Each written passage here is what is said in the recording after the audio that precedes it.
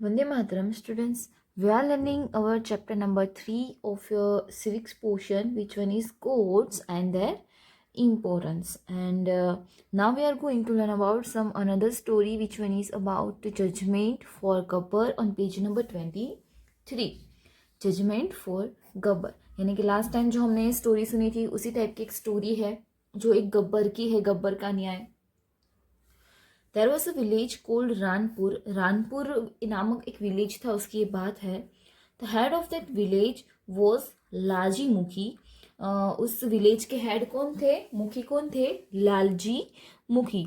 It was winter, winter का समय था।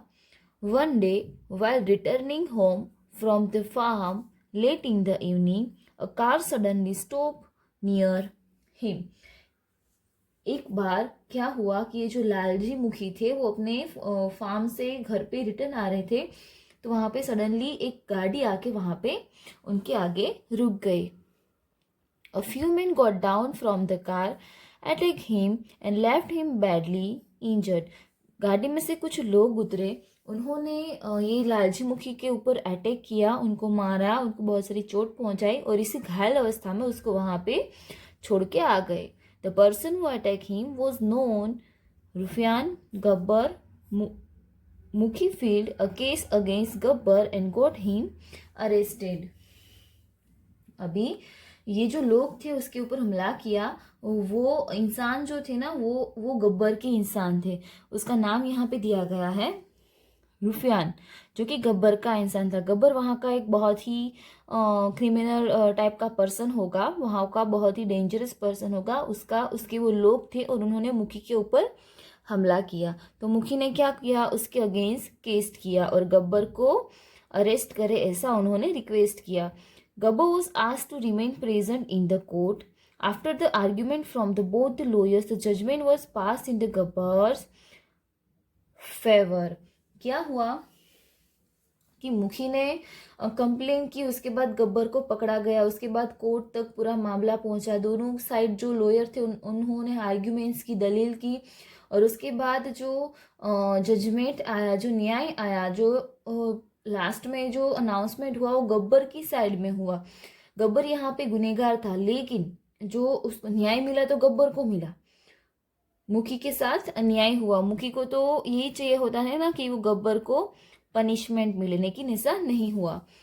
Thus, Gabbar was set free and मुखी did not get justice. Gabbar को क्या हुआ, वो फ्री हुआ, उसको अरेस्ट हो या फिर उसको कुछ नहीं, उसके ऊपर कोई कार्यवाही नहीं की गई, उसने गुनाह किया था फिर भी। Gabbar keep threatening Mukhi repeatedly and even threaten to kill him. अभी गब्बर ने क्या किया था, गब्बर बहुत समय तक मुखी को ऐसे धमकी देता रहता है, उसको मार डालने की, उसको मारने की, इस तरीके की उसको धमकी देता रहता है, डराता रहता है। Mukhi was fed up of this and thus decide to appeal in the high court. Mukhi उससे बहुत बोर हो गए और उसको बहुत चिंता होने लगी, इसलिए उन्होंने हाई कोर्ट में कंप्लेन की। The high court hear the argument from the both side. दोनों साइड से हाई कोर्ट ने पूरी आर्ग्यूमेंट सुनी। Judgement of the high court was different from that of the district court. High court में जो न्याय हुआ वो डिस्ट्रिक्ट कोर्ट में जो न्याय हुआ था ना पहले गब्बर की साइड, उसकी साइड में पूरा जजमेंट आया था, उससे डिफरेंट था। Gabbar was convinced, convicted and मुखी फाइनली गॉट जस्टिस। गब्बर जो था लास्ट में उसको हाई कोर्ट ने सजा दी और मुखी को न्याय मिला। Hence if a person does not get justice from a district court, he or she can appeal in a high court. यानी कि अगर कोई इंसान को डिस्ट्रिक्ट कोर्ट में, अपने जिले की अदालत में न्याय नहीं मिलता है तो वो हाई कोर्ट में जाके कंप्लेन कर सकता है। नीचे थिंग्स टू नो में कुछ दिया है। Every district has a criminal court, यानी कि हर एक जिले में एक फौजदारी अदालत होती है। क्रिमिनल कोर्ट यानी कि फौजदारी अदालत। The policeman arrest criminals on the basis of complaint field against them. अभी क्रिमिनल पुलिस जो है ना, पुलिस जो होती है वो क्रिमिनल्स को अरेस्ट करती है, किसके बेसिस पे अरेस्ट करती है, तो उसके अगेंस्ट पे जो कंप्लेंट फाइल हुई होती है ना उसके अगेंस्ट में उसको अरेस्ट करती है क्रिमिनल को। Criminal get gets punishment like penalty, life imprisonment or death sentence etc. on the basis of the type of crime committed by him or her. अभी ये जो फौजदारी अदालत होती है वहाँ पे जो क्रिमिनल होता है उसके क्राइम की डिपेंड के ऊपर उसको कोई फाइनेंशियल पेनल्टी पे करनी होती है, या तो फिर उसको कोई सजा होती है, तो फिर मृत्यु दंड की भी सजा होती है, और अदरवाइज आजीवन जेल की भी सजा हो सकती है। और ये सजा जो होती है उसके क्राइम के ऊपर डिपेंड करता है कि उन्होंने कौन सा क्राइम किया है। Theft, robbery, dual murder, physical harm और any kind of fights come under criminal codes. अभी चोरी, लूटफाट, फिर मारामारी करना, खून करना किसी को फिजिकल हार्म पहुंचाना, ऐसे सारे जो क्राइम होते हैं ना वो फौजदारी अदालत यानी कि क्रिमिनल केसेस में जाते हैं। When the police get to know about a crime for the first time an FRI, first information report is registered. जब पुलिस को ये क्राइम की सबसे फर्स्ट टाइम इंफॉर्मेशन मिलती है तो वो FRI नोट करते थे। FRI का फुल फॉर्म क्या होता है? First information report. वो फर्स्ट इंफॉर्मेशन रिपोर्ट रजिस्टर करते हैं। यहाँ पे आगे पेज नंबर 24 पे थिंक के पोर्शन में कुछ और भी एक स्टोरी जैसा है। There was a small village name Ratanpur where Jamshedji a magician live. Ratanpur नामक एक छोटा सा गांव था जहाँ पे जमशेदजी नामक एक जादूगर रहते थे। One day thief robbed his house, but he did not know that to do, and so he came out of the house, so shouting for help. Everyone came out of their houses, but the thief managed to escape. What according to you should Jamshedji do now? अभी जमशेदजी के घर में एक दिन चोरी हुई।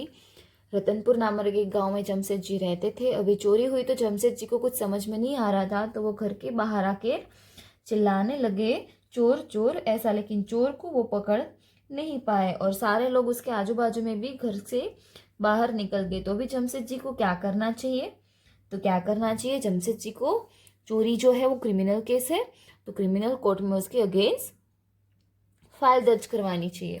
There was a theft in house of Jamshedji. Theft is a criminal case, so now Jamshedji will have to file a case against the thief in the district criminal court. उनके जिले की जो क्रिमिनल कोर्ट होती है वहां पे उनको ये केस फाइल करना चाहिए। अभी नेक्स्ट स्टोरी जो है वो है जुगनू की। There was an abominable and cruel man name Jugnu, यानी कि बहुत ही डेंजरस और बहुत ही निर्दयी टाइप का एक इंसान था जो कि जिसका नाम था Jugnu. People were afraid from him, he could rob and kill anybody. लोग उससे डरते थे और वो कहीं पे भी जाके चोरी कर सकता था और कहीं किसी को भी मार सकता था। One day a social worker visited that village. Since Jugnu's deeds were of a criminal offense, she filed a case against him in the district criminal court in order to save people from his terror. अभी वहाँ पे इस गांव में एक दिन क्या हुआ कि एक समाज सेविक महिला आई।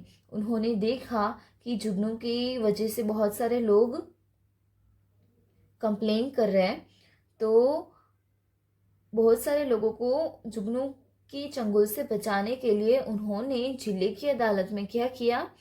एक क्रिमिनल केस दर्ज किया। He was tried in court but he led lost case on no one डेड टू स्पीक अगेंस्ट जुगनू। उन्होंने कोर्ट में केस तो दाखिल किया लेकिन जुगनू के खिलाफ बोलने की किसी की भी हिम्मत नहीं हुई।